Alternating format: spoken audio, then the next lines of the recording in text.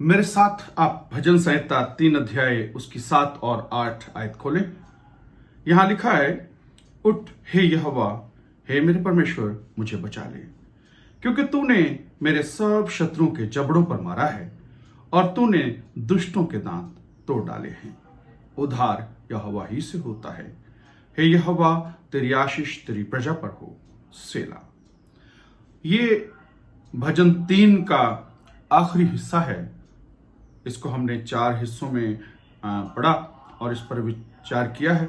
और इस आखिरी हिस्से पर विचार करने से पहले आइए हम प्रार्थना में जाएं। पिता, हम तेरा धन्यवाद करते हैं, तूने हमें फिर आशीष दी है। फिर तेरे सामने हम आते, तेरे नाम को धन्यवाद देते और सुबह की रोशनी के लिए शुक्रगुजारी करते हैं। हम तेरे दी हुई आशीषों को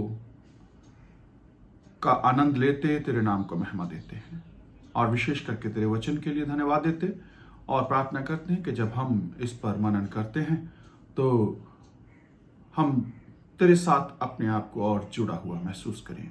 प्रभु यीशु मसीह के नाम से मांगते हैं, आमीन। Thank you, God bless you. आइए हम आगे बढ़े।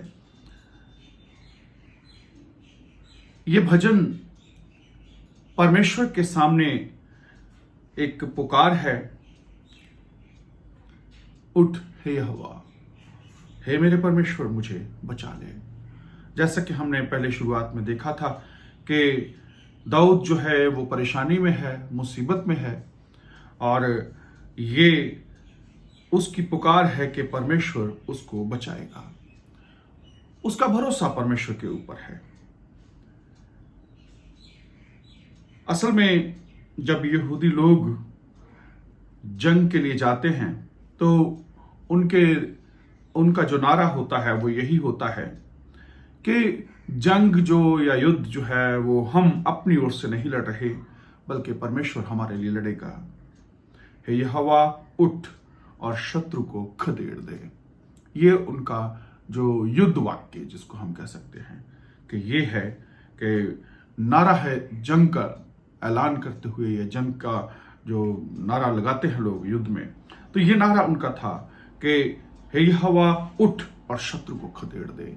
यानी पूरे का पूरा भरोसा जो है वो परमेश्वर के ऊपर है कि परमेश्वर ही उनको बचाएगा और परमेश्वर उनको जीत दिलाएगा, क्योंकि तूने मेरे सब शत्रुओं के जबड़ों पर मारा है।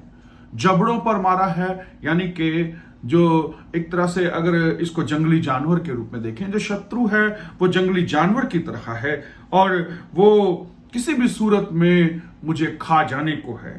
तो तूने उसके जबड़ों पर ऐसा मारा कि उसके दांत ही टूट गए और अब वो इस लायक नहीं रहा कि वो अपना मुंह खोलकर मुझे दबोच ले। शत्रु को हराने का काम जो है वो परमेश्वर ने किया। और 8वीं आयत में कहता है कि उद्धार तो यहोवा ही से होता है। सारी महिमा, सारी तारीफ जो है वो यहोवा को मिलती है कि जो युद्ध है वो परमेश्वर की ओर से होता है।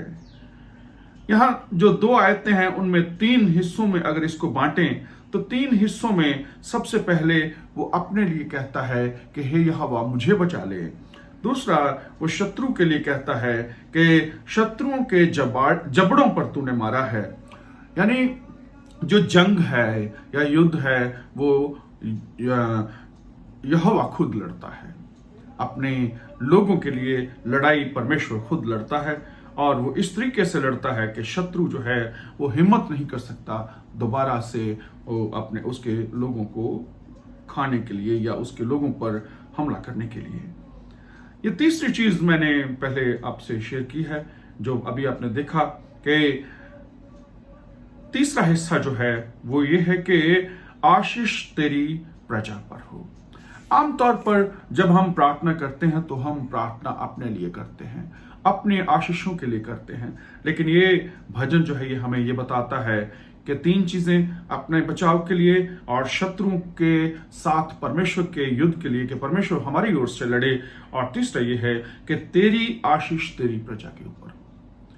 जब हम परमेश्वर के लोगों के रूप में देखते हैं तो हम सचमुच में खास हैं, हम विशेष हैं जिन्हें परमेश्वर ने अपने लोग बनाया है और हम अपने आप में नहीं है। हम परमेश्वर के लोगों के साथ जो है वो परमेश्वर के लोग बनते हैं, परमेश्वर की प्रजा बनते हैं, और परमेश्वर के लोगों के लिए, परमेश्वर की प्रजा के लिए प्रार्थना करना जो है वो हमारे लिए जरूरी है। तो 3 चीजें कि परमेश्वर से उसे बचाने के लिए पुकार, कहता कि हमें बचा ले, मुझे बचा ले। जिंदगी जो है वो हमेशा ऐसी रही है कि ऐसी रहती है कि आप कभी भी किसी भी समय या हर समय परमेश्वर की जरूरत जो है वो आपको रहती है, और जब भी आप परेशानी में हैं तो आप परमेश्वर को पुकारें, परमेश्वर जवाब देता है। और न सिर्फ ये कि जैसा वो कहता है कि तू मेरे दुश्मनों के साथ तू ही निपट, मेरी हिम्मत नहीं है, मेरी ताकत नहीं है। जब भी हम अपने दुश्मनों को परमेश्वर के हाथ में सौंप देते हैं तो ये एक अच्छी बात होती है। कई बार हो सकता है कि हम दुश्मन को खत्म करना चाहते हों या नाश करना चाहते हो, या हम इतने इमोशनल हो जाएं कि भाई हम उसको बर्बाद कर देना चाहें, लेकिन असल में परमेश्वर जो है वो निष्पक्ष है। परमेश्वर के सामने जब हम उसको दे देते हैं तो वो अपने हिसाब से उसका जो है इलाज करता है। तो तीसरी बात मैंने कही कि परमेश्वर के सामने अपने उसके लोगों के लिए, उसकी प्रजा के लिए प्रार्थना करना जो है ये अच्छा है। परमेश्वर के लोगों के रूप में हमें उसके लोगों के लिए दुआ करनी जरूरी है। यह ज़बूर, ये भजन जो है बहुत ही खूबसूरत है, और इसको हमने 4 हिस्सों में देखा है। पहला जो पहली 2 आयतें हैं वो मदद के लिए पुकार हैं।